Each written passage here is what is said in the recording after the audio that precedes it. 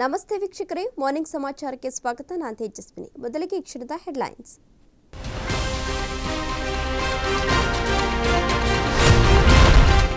ನಿನ್ನೆ ರಾತ್ರಿ ದಿಢೀರ್ ಸಿಎಂ ಭೇಟಿಯಾದ ಡಿಕೆಶಿ, ದಲಿತ ಸಚಿವರ ಹೇಳಿಕೆಗಳಿಗೆ ಬ್ರೇಕ್ ಹಾಕಲು ಮಾಡಿದ್ರ ಮನವಿ.